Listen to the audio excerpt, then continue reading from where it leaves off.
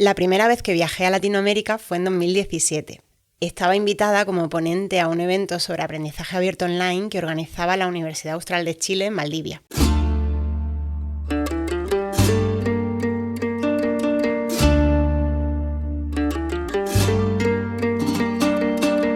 Curiosamente no me invitó una persona relacionada con educación o comunicación, que son mis ámbitos, sino alguien de medicina a la que atendí antes cuando vino a Málaga. Compartirle tiempo y contarle los proyectos que realizábamos desde la UNIA, pionera en realizar recursos educativos en abierto, y otros propios, me vino de vuelta y me llevó a la preciosa región de los lagos de Chile. Tejimos red que se fue ampliando y tanto es así que 2 años después volví a Chile, a otra universidad, y todas esas personas de sitios distintos que creíamos en lo abierto y en la innovación, hemos seguido conectadas y colaborando online durante la pandemia y a posteriori. Desarrollar recursos y actividades en abierto forma parte de la cultura de muchas instituciones, universidades incluidas. Por supuesto que se ha producido una evolución tanto en los proyectos como en la forma de trabajar. Queda ya muy lejos el famoso OpenCourseware o CV, asignaturas publicadas en abierto bajo licencia Creative Commons, del que la UNIA, como otras universidades españolas y latinoamericanas, formó parte, en nuestro caso, incentivando económicamente la participación del profesorado. Luego, gracias al surgimiento de plataformas específicamente creadas para ello, como Miriadax en el caso español y latinoamericano, llegaron los famosos cursos MOOC y derivados. También muchas universidades, a través de sinergias y redes, lanzaron convocatorias e incluso premios para animar a su profesorado a diseñar y coordinar proyectos de este tipo, como fue mi caso. He tenido la suerte, quizá porque soy una de esas personas motivadas, los motivados, como solemos decir por aquí, de liderar y participar en muchas iniciativas de este tipo. Este mismo podcast, Los Innovables, no deja de serlo también, y de comprobar cómo hay una especie de karma de lo abierto. Cuando compartimos, divulgamos conocimiento, iniciativas, etc., por convicción y sin esperar nada, nos viene de vuelta, de una u otra forma, como oportunidad, como retorno en forma de aprendizaje y experiencia, como reconocimiento, porque las personas, docentes, investigadores, podemos ser agentes activos de este movimiento abierto, pero también las propias instituciones educativas. Conocimiento abierto, aprendizaje abierto, ciencia abierta, todo, digamos, forma parte de una misma cultura que impulsa la función social de estas instituciones en relación a la enseñanza-aprendizaje y a la investigación. Pero no son lo mismo. Vinculado a enseñanza-aprendizaje tenemos por un lado recursos educativos en abierto, los llamados REA, y por otro actividades formativas en abierto, presenciales y online, en las que entrarían MOOCs y derivados, webinars y otras en el caso de las realizadas en red. Y relacionado, por otro lado, con la investigación, existen, por ejemplo, repositorios digitales en abierto y redes sociales académicas y, por supuesto, las iniciativas presenciales y online de divulgación científica. Habría a todo ello que añadir la transferencia de conocimientos, que implica facilitar su aplicación práctica en el mundo real y está, por tanto, muy vinculado a la idea de emprendimiento e intraemprendimiento. En la primera temporada dedicamos precisamente un episodio a la importancia de la transferencia como tercera misión universitaria, por si quieres profundizar. Pero en este capítulo nos vamos a centrar en el conocimiento abierto generado desde el ámbito educativo, directamente por las instituciones, con especial atención a la educación superior, o por sus docentes e investigadores. Prestaremos especial atención al conocimiento abierto en red. Abordaremos su relación con la innovación. Reflexionaremos sobre las implicaciones que tiene para personas e instituciones el hecho de publicar o enseñar en abierto. Mostraremos el poder de las redes para la divulgación científica, con sus pros y sus contras o para la promoción de proyectos en abierto. Y nuestras voces expertas nos compartirán sus propias experiencias y harán algunas recomendaciones por si te pica el gusanillo y también crees en ese karma de lo abierto. Bienvenida, bienvenido a Los Innovables.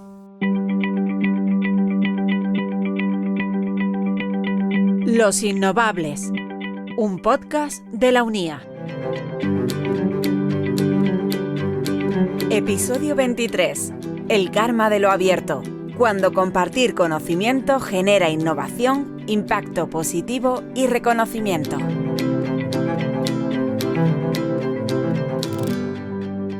Thank you all for joining us here today. As president of MIT, I've come to expect... En abril de 2001, Chuck Bess, el presidente del Instituto Tecnológico de Massachusetts, más conocido por sus siglas en inglés MIT, anunciaba la decisión de ofrecer en abierto y de manera gratuita los materiales de enseñanza de prácticamente todos sus cursos de pregrado y posgrado. La iniciativa se llamaba Open Courseware. La he citado en la introducción, el llamado OCV. Fue una revolución en la educación, un paso más en la democratización del conocimiento universitario a nivel global.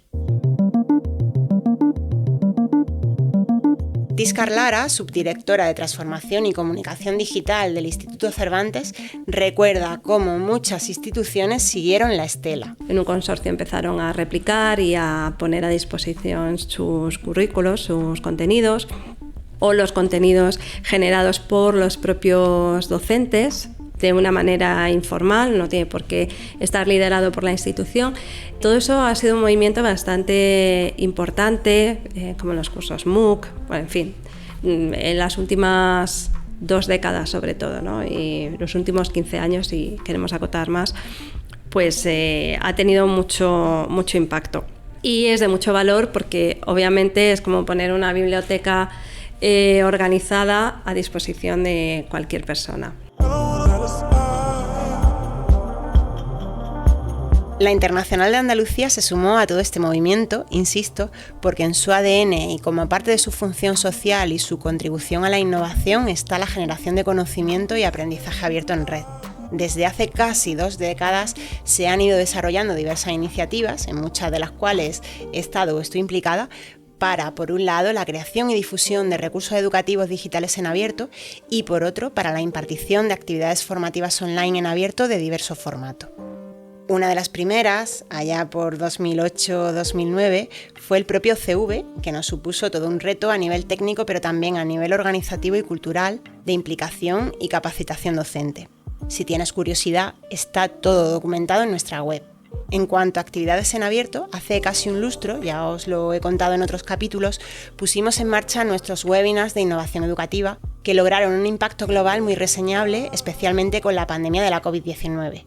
Lo que aprendimos con esta experiencia lo estamos aplicando ahora, en este 2026, a otra iniciativa similar, de temática más amplia, llamada Profesionales por Universidad Internacional de Andalucía. Me gustaría empezar la presentación de hoy, el webinar, con esta frase.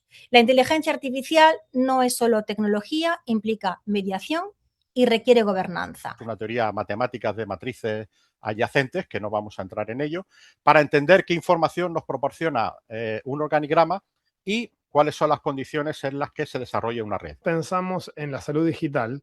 Estamos de verdad pensando en el futuro. Los webinars profesionales por UNIA son seminarios por videoconferencia abiertos y gratuitos, protagonizados por profesionales de distinto ámbito, desde expertos en IA al medio ambiente, pasando por la cultura, la ciberseguridad, la nutrición o la salud pública. ¿Quién de nosotros no cuenta con un dispositivo electrónico, un smartwatch, un reloj inteligente, un sensor en un anillo? Además de cumplir con una función social, no dejan de ser una gran oportunidad para, por qué no decirlo, conectar comunidades y atraer al alumnado. Se relacionan también con un principio fundamental de toda institución pública, la transparencia.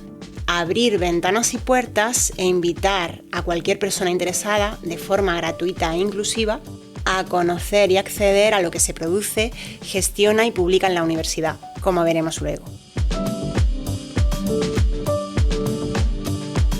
Ese espíritu de cultura digital y conocimiento abierto viene calando también en las propias personas, o tal vez al revés, porque en muchos casos las personas estaban antes que las instituciones, recordemos el movimiento de la blogosfera, por ejemplo.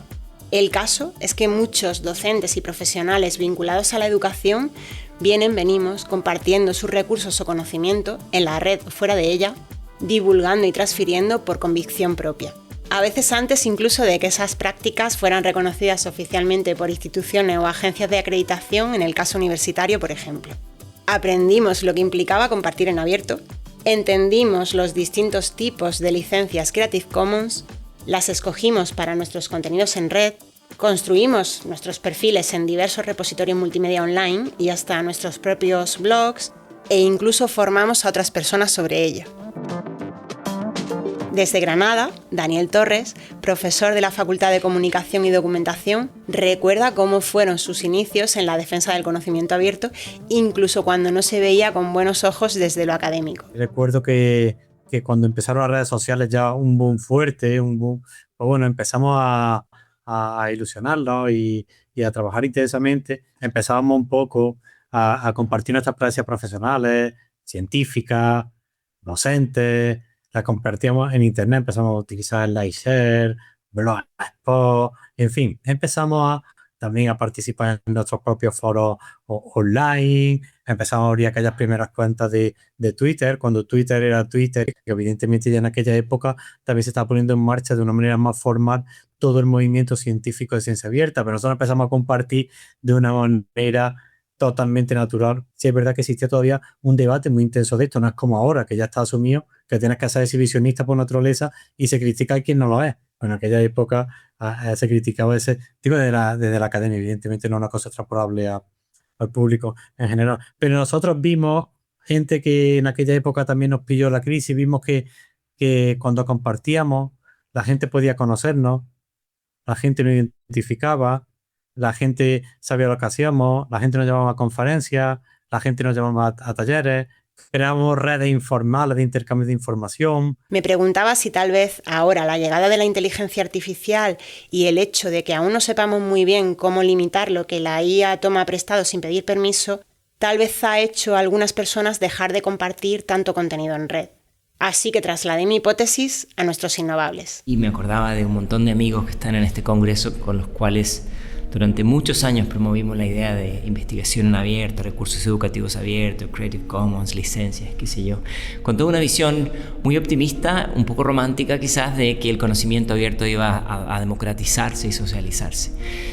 No fue tan así, lamentablemente. Las empresas que ofrecieron las plataformas para el acceso abierto comercializaron esos contenidos. Yo no sé cuántos PowerPoint subí a alguna de estas plataformas, ya no tengo acceso a ello y estas plataformas ahora venden y comercializan eso. Este es Cristóbal Cobo, investigador y especialista en conocimiento abierto y tecnología educativa. Lo entrevisté en el EdTech de Barcelona a inicios de febrero. Yo no lo vi, pero ahora es evidente, todo ese conocimiento abierto hoy día se convierte en contenido para entrenar estos algoritmos, ¿no? Entonces, fue contenido abierto ¿para quién? Para las empresas que al final después te lo venden reempaquetado bajo sus herramientas. Se generó como un fenómeno pendular. No digo que esté mal en producir en abierto, está muy bien, y los investigadores que puedan pagar estos paywalls para que su ciencia esté en acceso abierto, fantástico, pero no nos tenemos que olvidar que hoy día quien realmente agrega esa información y la gestiona de una manera para beneficio de pocos, así como pasa con los periódicos, es la ciencia, y ahí estamos en una situación incómoda, no hemos progresado demasiado. Hemos cambiado mucho en tecnologías desde la época de los MOOCs, pero en el tema de los papers y los journals todavía me parece que hemos avanzado mucho menos de lo deseado.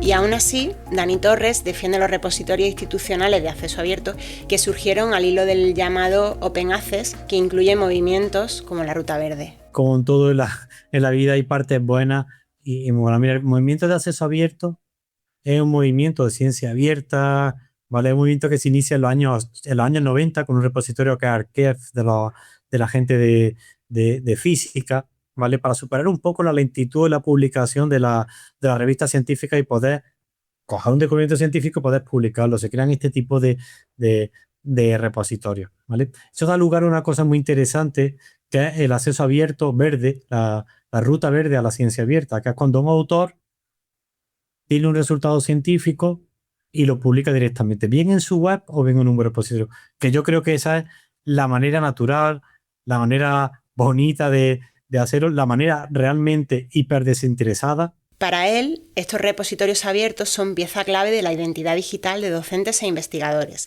ya que permiten conservar y hacer visible el contenido de por vida, más allá de las redes sociales. He sido súper fan siempre de los repositorios de acceso abierto, que ahora se cuentan por miles, Bueno, por miles no, por cientos sí se cuentan. Y bueno, creo que por miles está también, porque cada universidad tiene el suyo. Soy súper fan.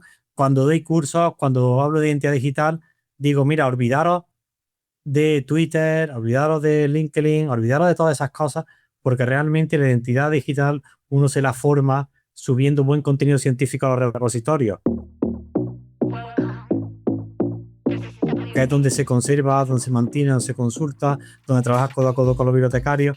Y yo aplico mucho en un repositorio que a mí me gusta, que es Zenodo, de la Unión Europea. Bueno, entonces esa ruta de verde, que está sostenida principalmente con los repositorios en acceso abierto de las instituciones públicas que pagan todos los ciudadanos, me encanta, hay que fomentarlo. El conocimiento abierto y sobre todo los llamados REA, es decir, aquellos recursos educativos cuyas condiciones técnicas, didácticas y legales posibilitan su uso y reutilización, pueden partir de instituciones, como hemos visto en el caso del MIT o de la UNIA, pero también pueden tener un origen personal, como decíamos.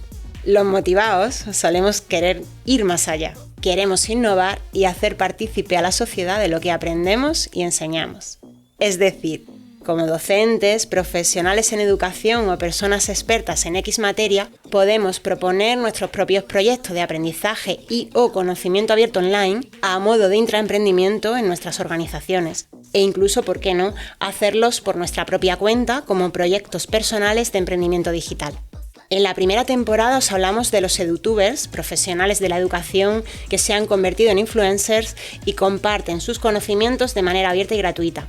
Bueno, tendrán ingresos como es lógico, pero no directamente de la audiencia. Hola, hijos de Einstein, ¿listos para estar completamente cerebro? Hola, impostor, bienvenido a la nave de Among Us. Tenemos a la tripulación lista para un experimento científico súper sencillo. El divulgador Javier Santaolalla, de Datum Blog, que viene de Videoblog, tiene más de 4,6 millones de suscriptores en YouTube. Cuando tú amas tu profesión, pues esa necesidad también existe, ¿no? Yo cuando, aunque sean cosas que no acabo de descubrir, yo todos los años pues cuento a lo mejor los mismos teoremas o los mismos resultados matemáticos y sin embargo me siguen sorprendiendo, ¿no? Pues cuando yo sé, cuento, pues no sé, es que no quiero ponerme muy técnica, pero el polinomio de Taylor, ¿no? Que aproxima funciones.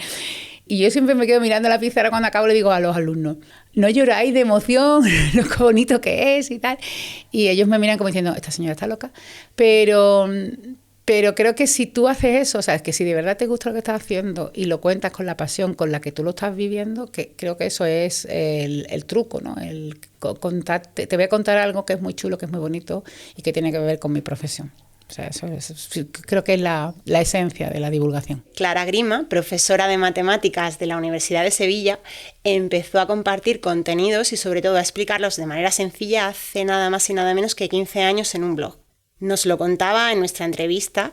Gracias, por cierto, por sumarte al Club de los Innovables. Yo tenía un equipo de investigación muy bueno, que eran mis hijos, que lo usaba de cobaya y le explicaba, decía, ¿se entiende? Me decía, no, mamá, no se entiende, ¿no? O sea, necesita mucho esfuerzo, pero yo creo que ese es el secreto de la divulgación, porque si simplificas algo tanto que al final es mentira, pues pierdes la confianza del público. Es un trabajo que le lleva tiempo porque no es fácil hablar de ciertos conceptos matemáticos. A todo el mundo le gustan las matemáticas, pero lo que sucede es que no lo sabe, me decía Clara. ¿Qué competencias se deben traer de base para divulgar en redes y al contrario, qué se aprende con ello?, le preguntaba en la entrevista. Según ella, para divulgar hay que tener como máxima el rigor. También es deseable tener capacidad de comunicación y atender la retroalimentación. A Clara, por ejemplo, le ha servido para aprender más sobre matemáticas. Actualmente da clases a los futuros ingenieros. Su rostro es también conocido por su participación en programas de radio y televisión. Le pregunto por los influencers. Hay quienes los perciben como intrusismo, pero también hay un debate interesante sobre en qué nos pueden inspirar desde el punto de vista de las narrativas, por ejemplo. No es nada ni blanco ni en negro. Y yo creo que sí que se puede, que deberíamos aprender de los influencers algo, ¿no? O sea, no ser tan soberbio de decir, bueno, nosotros es como nosotros lo decimos, como nosotros lo hemos aprendido en el siglo XX o en el XXI, porque yo empecé en el XXI. Yo creo que no reconocer que las técnicas de comunicación de los influencers están funcionando es un poco de ser un poco soberbio, un poco ciego. Evidentemente, yo tengo unos hijos todavía muy jóvenes y muchas veces me dicen, mamá, tienes que hacer esto, tienes que hacer lo otro, y algunas cosas las he copiado o he intentado hacer como los influencers, otras simplemente estoy cansada y me da pereza por la edad que tengo, pero que yo no la haga no significa que no me parezca que están bien, ¿no? ¿Recordáis lo del karma de lo abierto? En su caso, la divulgación la ha llevado a un mayor reconocimiento profesional y público.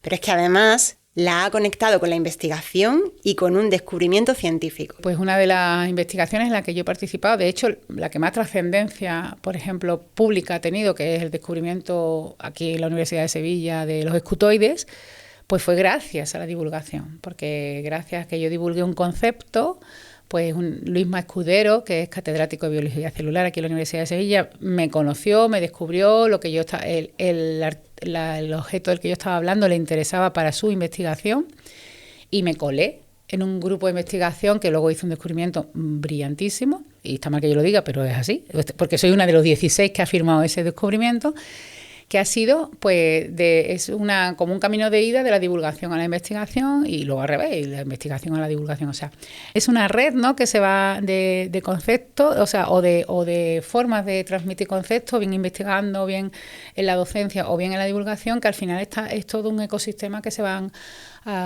que viven como una simbiosis, ¿no?, que todos van aportándole cada uno al otro.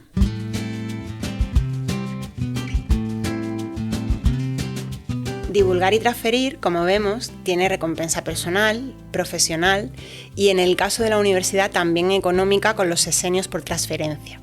Tanto es así que las universidades vienen apostando por mejorar la capacidad divulgadora, digamos, de sus docentes e investigadores. Os cito un caso pionero e innovador en su formato que he tenido la suerte de coliderar desde mi otra casa. Una microcredencial sobre comunicación y liderazgo que ha ofrecido a inicios de este 2026 la Escuela de Doctorado de la Universidad de Málaga a sus doctorandos, semipresencial, con profesorado multidisciplinar y de diversas entidades y con un enfoque práctico. Lleno absoluto de sus 80 plazas y resultados positivos de finalización y valoración. Pero sobre todo, imaginaos la emoción cuando uno de los que fuera alumnos acaba de ganar el concurso Tesis Talk, Cuenta tu tesis, de este año en la universidad. Enhorabuena de nuevo, Manuel. Gracias a la labor de las personas e instituciones que apuestan porque la ciencia y el conocimiento salgan del aula, hay verdaderos recursos valiosísimos en abierto online que el docente puede usar en sus clases.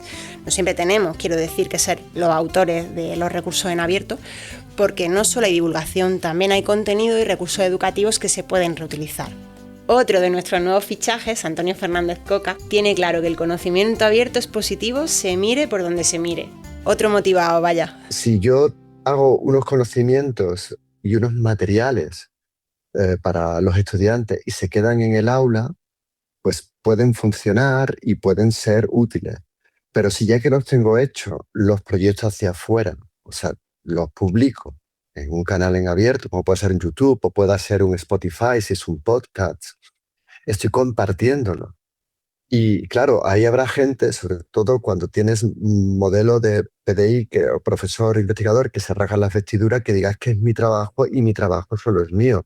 Bueno, pues quédatelo tú.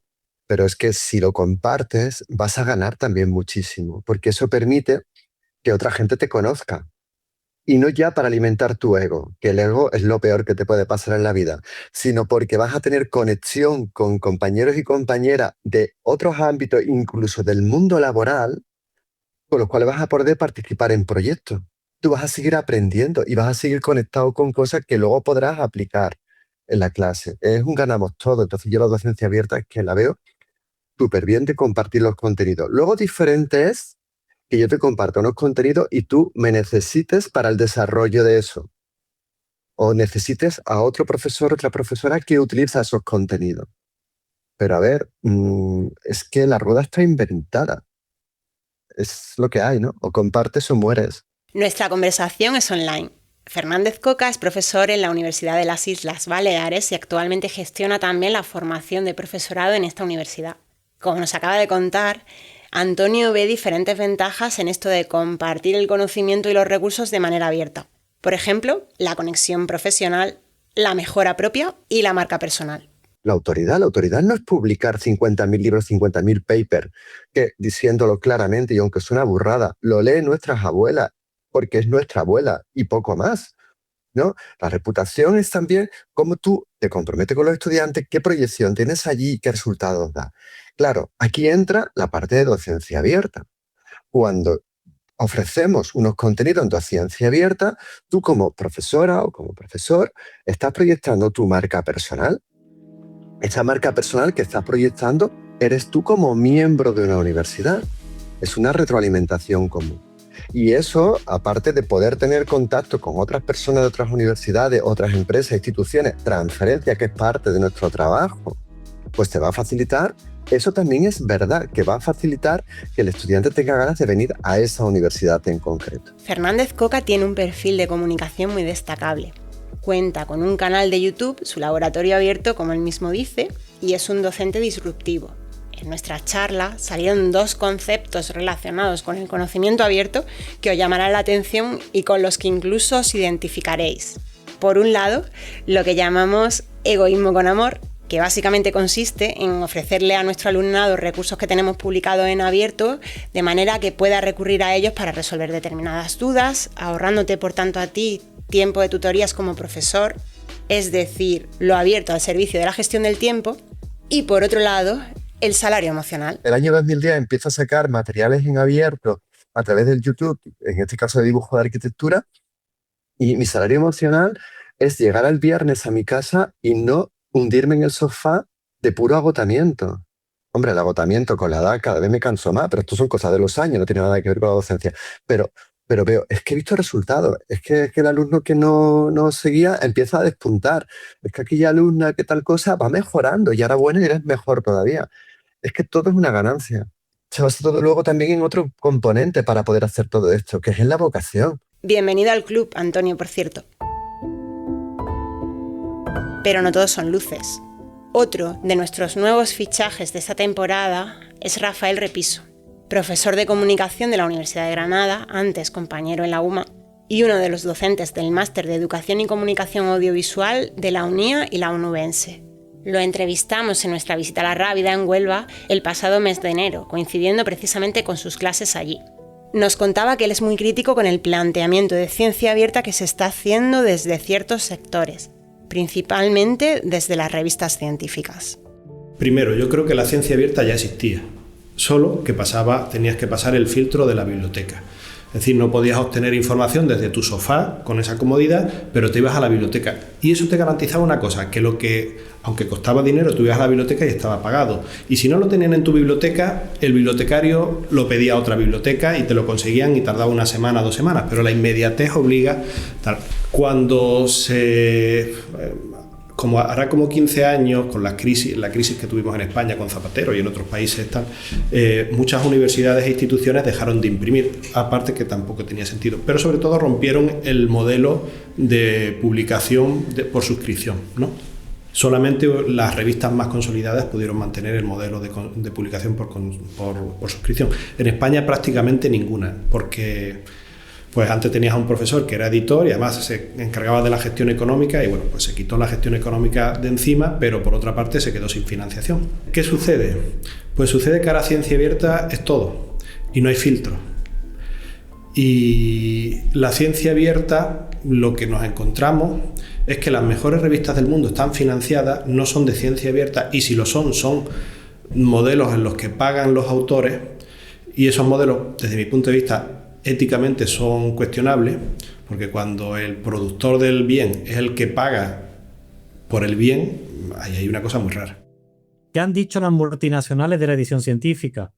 Dice, mira estos tíos, estas tías que están aquí publicando en acceso abierto sus materiales y van a empezar a publicar o a dejar de publicar en nuestras revistas científicas. Entonces surge esta modalidad, bueno, hay revistas de la ruta dorada, que es cuando las revistas son en acceso abierto, institucionales, que están perfectas, pero las multinacionales han empezado a crear revistas en acceso abierto. Y esas revistas en acceso abierto, de multinacionales, revistas predatoras, como puede ocurrir como DPI, nos cobran por publicar, aprovechándose de la ansiedad, de los nervios, del engrosamiento curricular, de las plazas, de todo ese estrés del mundo de la publicación científica, que poco tiene que ver con la ciencia, tiene que ver con las organizaciones, con la estructura, con las políticas científicas, con la falta de recursos, con la falta de plazas, con la falta de criterios evaluativos, tiene que ver con muchas cosas. Pero las revistas se han aprovechado. Y no tengo los datos, pero hay muchos artículos, hay artículos publicados, de hecho, recientemente que demuestran cómo se ha incrementado la facturación de entidades como Elsevier, como Springer, a partir de cobrar autores por publicar. Para mí, esa es la parte negativa del acceso abierto. Al margen de las revistas científicas, Rafael Repiso remarca que la verdadera ciencia abierta debería consistir también en que las instituciones fueran transparentes y permitieran reutilizar los datos de sus investigaciones. El proyecto, los planes nacionales de investigación, pues el Ministerio hace público una parte de los datos. ¿Por qué no hace público todo? ¿Por qué no hace público el nombre de los IP? ¿Por qué no hace público la producción científica posterior? En eso creo yo, en que los datos estén abiertos, pero no en que los datos los artículos sean accesibles inmediatamente, no. Yo creo que haya más información abierta y muchas más cuestiones. Y que eso permita que los investigadores sigan investigando sobre el mismo tema. Es decir, oye, pues si yo supiese quiénes son los IP, podría hacer un estudio de quiénes son. Imagínate que yo tuviese acceso a todo, cada vez que el gobierno da, yo qué sé, 50.000, 100.000 euros a un proyecto, yo tuviese acceso a la lista de investigadores de ese proyecto. Pues yo podría hacer estudios sobre el sistema académico español muy interesantes, pero no los puedo hacer. Y ¿saben lo peor? Que el gobierno tampoco los hace. Un debate sin duda muy necesario. Los propios académicos se empiezan a mover en este sentido. Hay proyectos de investigación universitarios, de hecho, como MapCon en el caso de la ciencia de la comunicación, lo conocí hace poco en un congreso, centrados precisamente en mapear investigaciones, tesis, en este caso, para fomentar su uso, detectar tendencias y, al tiempo, contribuir a detectar líneas inexploradas.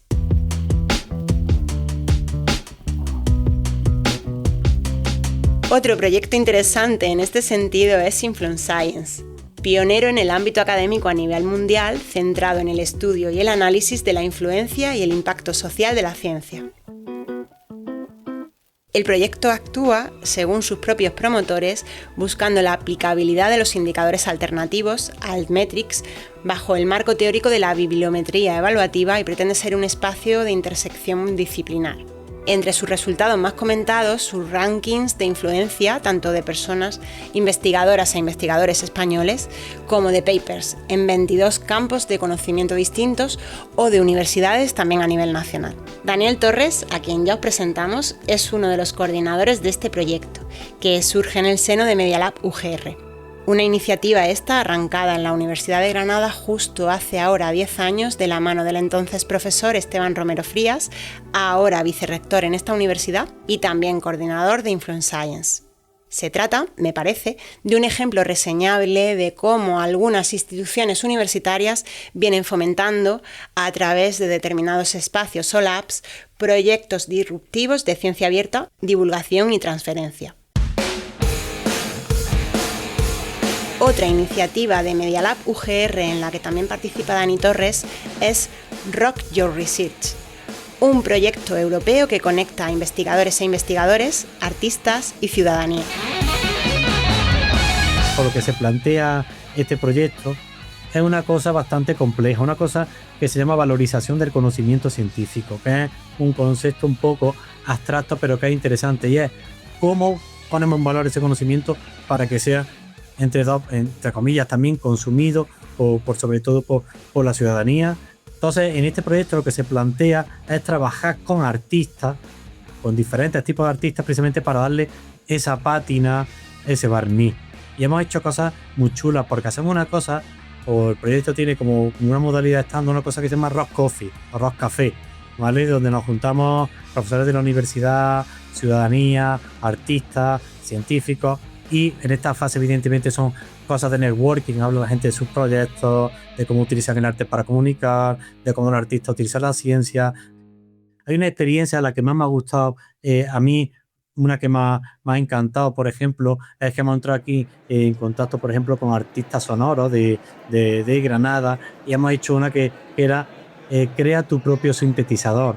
Y creamos laboratorios chiquititos por ejemplo, con esta gente donde puede participar científicos, pueden participar también la ciudadanía, y creamos sintetizadores desde cero, ¿vale? Pues construimos el sintetizador con las cajas, los circuitos, la herramienta, y montamos un verdadero taller, de manera que, por ejemplo, humanistas pueden acercarse a la electrónica, pero también los de la electrónica, los ingenieros, pueden acercarse al arte, porque aparte del sintetizador hacemos sesiones de jam y de música, y tienen un componente creativo, decorativo, en fin. Dani Torres fue, como os contamos, pionero en ciencia y conocimiento abierto en red. Le pido que nos sugiera un itinerario resumen del que presentó en la citada microcredencial para que jóvenes y no tan jóvenes investigadoras e investigadores se posicionen online. Lo esencial, lo fundamental, lo que siempre recomiendo: depositad vuestras conferencias, vuestros artículos de científicos, vuestros artículos de opinión, vuestros materiales docentes, vuestros datos, todo lo que vayáis generando en vuestra actividad académica y esté bien hecho, bien editado, bien formateado, y penséis de verdad que puede ser reaprovechado por alguien, subidlo a los repositorios. ¿Qué repositorios, Dani? A los repositorios de vuestras universidades, que están gestionados por las bibliotecas, que trabajan, aunque lo veáis algunos muy feotes y muy incómodos desde el punto de vista de usuario, porque están hechos con dinero público y no tienen una capa de usuario a veces muy buena, pero desde el punto de vista tecnológico trabajan con estándares que permiten normalizar bien los datos, intercambiarlos, que sean visibles en Google Scholar, en Google, ¿vale? Y fijaros lo que voy a decir, que sean conservados de por vida. Subir, yo siempre que antes de publicar un artículo científico, subo mi preprint, siempre. Cuando voy a publicar un libro, y lo podéis ver, no publico libros en editoriales que no me permiten compartir mis materiales, porque yo no me vendo por unos derechos de autor, ¿vale? Que son bastante exigentes. No perdáis la propiedad intelectual de vuestro trabajo. Nada más que subir las cosas a los repositorios os va a dar una visibilidad, no os podéis imaginar. Ahora bien, si yo le quiero meter una capita un poquito más bonita, pues me creo una página web y me pongo mi currículum, Daniel Torres Salinas, un resumen, los méritos, los milagros que he hecho, y tengo mi listado de publicaciones con sus respectivos enlaces a repositorios. Vale, quiero aumentar el nivel, ¿qué hago? Complícate la vida, métete en las redes sociales. Actualmente redes sociales para el mundo académico, para comunicar a María, a mi compañero de despacho, lo que he hecho, LinkedIn se está funcionando muy bien. La mayor parte de la comunidad académica y científica se ha mudado de Twitter a LinkedIn. Estamos allí en un mundo en rosa, magnífico, en un mundo azul celestito, ¿vale? En un mundo perfecto. Instagram está muy bien, y si os lo ocurráis para vuestra identidad digital, puede ser interesante porque no tiene mucho curro. Es tener una capacidad de montar una imagen chula y un poco de texto. Y todas las semanas pueden poner algo, ¿vale? Y a otro alcance, es gente joven, son nuestros estudiantes, etcétera. Yo os recomiendo que tengáis claro qué es lo que queréis comunicar. Quiero comunicar mis publicaciones. Perfecto, pues estaba una red académica. Quiero hablar, identificar o comunicar las cosas que hago con mis estudiantes, pues vete a Instagram. Quiero que mis compañeros de universidad se enteren de lo que hago, pues vete a LinkedIn, ¿vale? En fin, todas esas son formas. Ahí cada uno tiene que seleccionar la red que tenga. Poquita, ¿eh? Volviendo a la visión de las instituciones, ¿puede repercutirles exponerse en su reputación y atracción al alumnado? Hablamos sobre ello con Antonio Fernández Coca. Porque la universidad es tu paraguas. Somos lo que somos, pero también porque tenemos el refuerzo y el apoyo institucional que tenemos detrás. Y el apoyo institucional es que somos profesores, profesoras de una universidad. Claro, todo es una ganancia. ¿Van a venir alumnos? Pues claro que sí. Pero es igual. O sea, yo ahora en dirección de formación del PDI, del profesional docente y del investigador, estamos publicando desde el principio todas las formaciones que damos cuando son formaciones a nuestro personal que solamente hace nuestro personal. ¿Por qué se publica lo que hacemos y cómo lo hacemos? porque el padre y la madre de ese estudiante, futuro estudiante, va a ver cómo nos preparamos los profesores. Eso es otra parte de docencia abierta, cómo nos estamos proyectando. Pero es que el estudiante también va a ver, oye tú, es que mis profesores van a estar, tienen la opción, porque eso no quiere decir que todo el mundo haga todos nuestros cursos, que ojalá, pues tienen la opción de poder estar muy formado para darme una mejor docencia. Es un compromiso. Este último también valora que el conocimiento abierto fomenta la humanización y, por tanto, el acompañamiento al alumnado que tanto defendemos en Los Innovables. Y fomentar la humanización.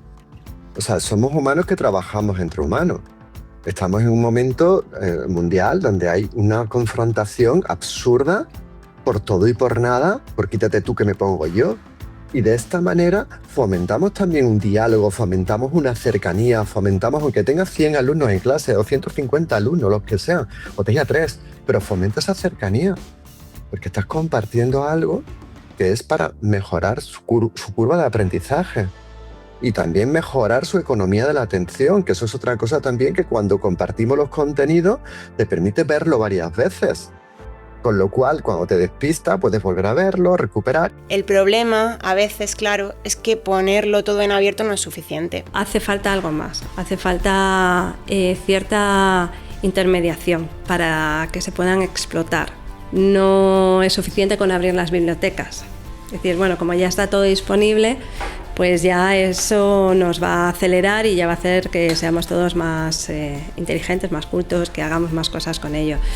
Pasa también con toda la disciplina del Open Data, de poner a disposición muchos repositorios de datos abiertos, esperando que alguien haga magia con eso, y entonces y ahí hay como una fractura. No por ponerlo todo a disposición, pues esa magia se da, porque hay también que hacer un esfuerzo por bajar, ¿no?, a las personas, explicarles para qué pueden ser útiles, encontrar fórmulas sencillas, ¿no?, que les ayude a utilizar ese tipo de contenidos, y eso es como un reto, ¿no?, que tenemos también por delante.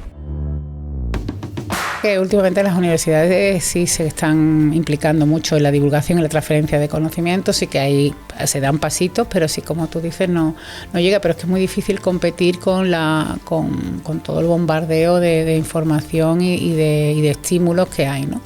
Yo cuando aquí en la Universidad de Sevilla, ahora no estoy muy implicada, pero hacíamos ciencia en los bares, ¿no? Y sacamos la universidad a la calle, pues descubres que hay mucha gente a la que está interesada. O sea, tú en principio dices, bueno, esto no le va a gustar a la gente, pero sí que le va a gustar. Pero es un porcentaje muy pequeñito. Los jóvenes ya no quieren eso.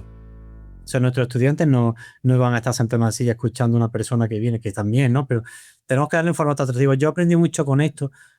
Porque no os podéis imaginar, si tú eres capaz de identificar un tema de interés. Yo, por ejemplo, me ha pasado con esto del sintetizador, porque han ido músicos, hay gente que no son de la universidad, han ido gente joven, han ido estudiantes, y no te puedes imaginar, cuando identifica un tema de interés y los pone a trabajar juntos, mira, nos encerramos a las 10 de la mañana y salimos a 10 de la noche, y todo el mundo enchufadísimo. Hemos colaborado con artistas, hemos hecho proyectos de investigación, y de una manera, creo yo, y este cambio, que no hay que explicar las cosas, que la gente tiene que vivirlas. Y otra cosa que yo estoy trabajando mucho, hay actividades, nos hemos sesionado un poco como en las redes sociales. Las actividades de la universidad, para que sean o tengan éxito, tienen que tener mucha participación, o al menos tener muchos marmolillos puestos delante, haciendo como que escuchan. Pero realmente yo me he dado cuenta de las conclusiones que traigo, que tenemos que intentar bajar, digamos, la participación en las actividades que hacemos y mejorar la calidad de las participaciones. Vivimos en una sociedad hiperconectada y con tanta información que muchas veces lo realmente importante o lo que puede tener más beneficios se pierde. Que se lo digan a todas las instituciones, fundaciones y organismos que luchan contra la desinformación. Sin embargo, merece la pena. Pensemos en la universidad. La divulgación y la transferencia forman parte de sus funciones. Aquí en la Internacional, como os comenté, tenemos una apuesta muy clara por el conocimiento abierto. Al margen de lo que ya os conté, tenemos un repositorio digital institucional que gestionan desde biblioteca y publicaciones y da acceso a múltiples recursos y bases de datos. También lo alimentamos con REA procedentes de iniciativas de innovación en formato diverso, asignaturas en abierto del OCV, grabaciones y presentaciones de webinars y, spoiler, estamos también terminando de incorporar este mismo podcast, Los Innovables, entre otros. También desde la propia web de la universidad creamos hacia 2022 un catálogo de recursos en abierto sobre innovación educativa, con estos y otros recursos propios organizados todos ellos por temáticas y por formato, que confieso usamos como fuente de inspiración o base para algunos guiones de Los Innovables, porque todo suma. Nos mueve el espíritu de la innovación, pero también el de la utilidad, porque supone un excelente escaparate para atraer a potencial alumnado y generar comunidades especializadas, como explica José Antonio Piedra, vicerrector de estudiantes de la UNIA. Reforzar el vínculo con la institución, eso para mí es algo muy importante, de modo que el egresado no perciba la universidad como un mero tramitador de títulos, sino como una comunidad en la que puede mantener una relación significativa.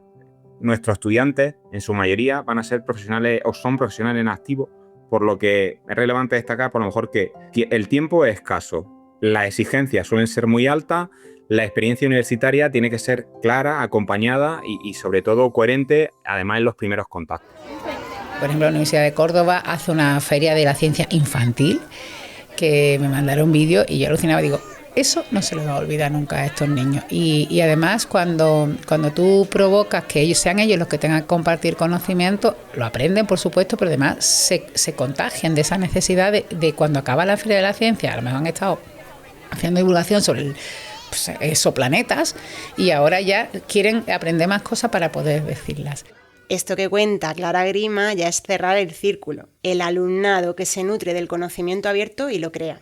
Nos pone un caso llamativo. Me contaba una profesora de un instituto de aquí de un pueblo, San Juan de Alfarache, donde tienen ciertos problemas de comportamiento, que unos chicos querían hacer un rap, ¿no? Les dijo, querían hacer un rap sobre el número pi y estuvieron persiguiendo al profesor de matemáticas, o sea, niños que no iban a clase, para hacer rap, y con la buena suerte de que cuando la sexta y vino a la Universidad de Sevilla a hacer un reportaje y tal, pues en el ¿cómo se dice? En el resumen que pusieron en las noticias al final, pues salen ellos 2 segundos. Dice la que habéis liado, que ahora están todo el día, ahora quieren hacer un rap de ciencias naturales, un rap de geografía, un rap, dice, claro, para eso tienen que estudiar, porque ellos sabían todo sobre el número pi.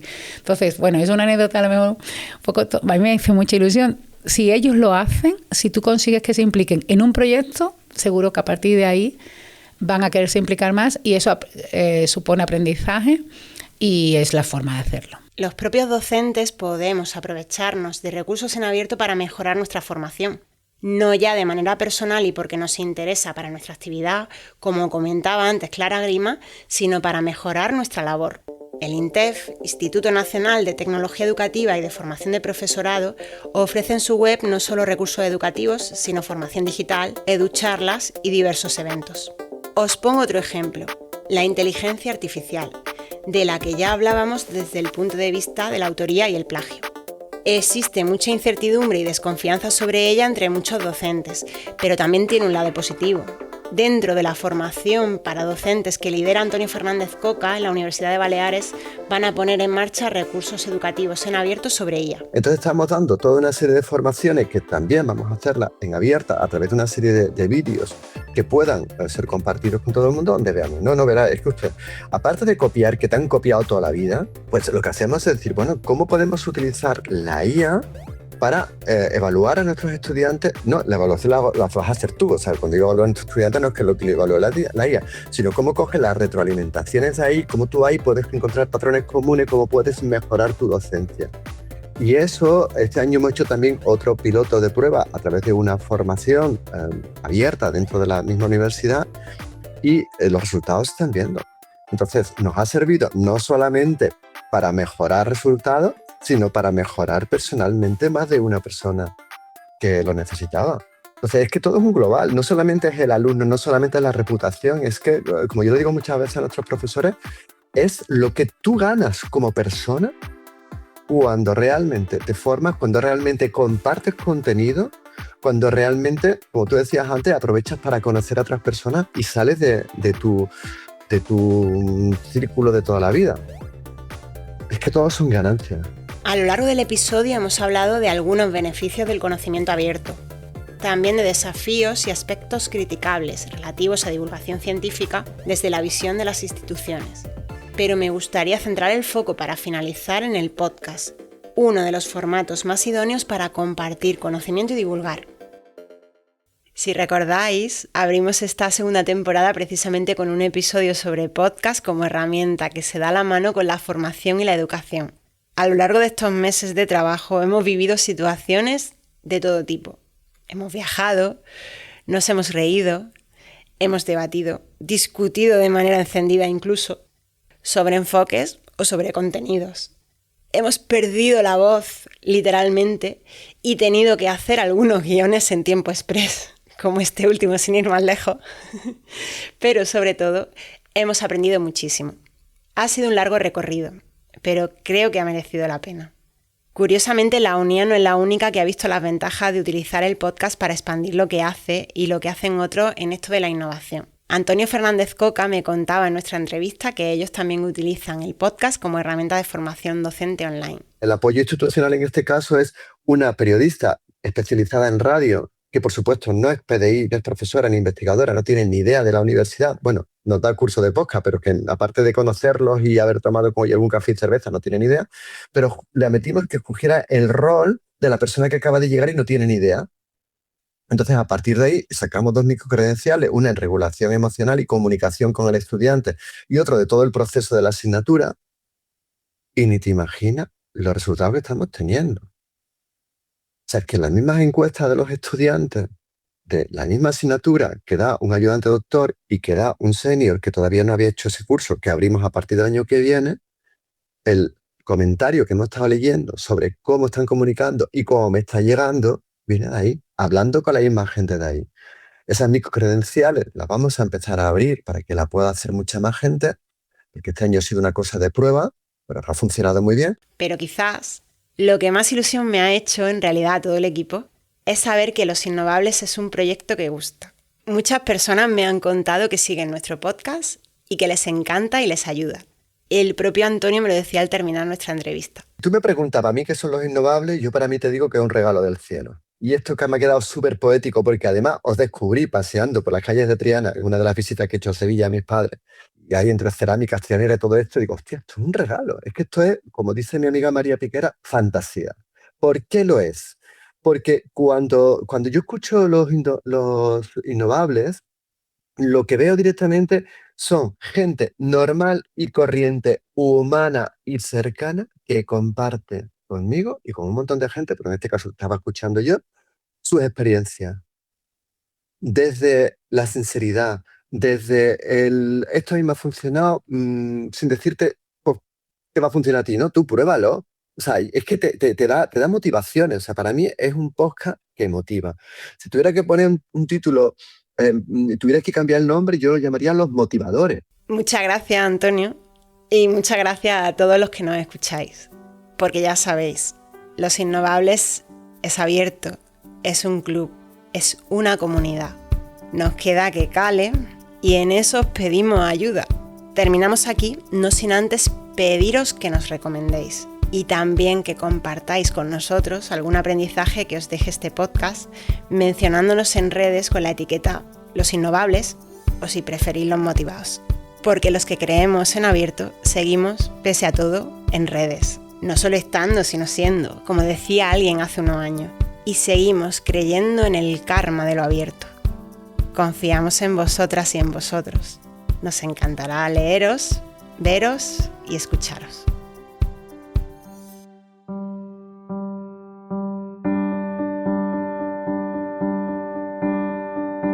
Los Innovables, un podcast de la Universidad Internacional de Andalucía, producido por QWERTY Podcast. Coordinación UNIA, entrevistas y narración, María Sánchez. Guión de este episodio, Carmen Márquez y María Sánchez. Edición, Carmen Márquez. Producción y grabación, Andrés Segura. Producción ejecutiva, Óscar Gómez. Música, Epidemic Sound. En este episodio has podido escuchar un fragmento del documental El coraje de ser abiertos, Meet Open Courseware y la democratización del conocimiento, del Instituto de Tecnología de Massachusetts. Todos los episodios y más información en la web unia.es. Además, puedes suscribirte a este podcast en tu plataforma de audio favorita.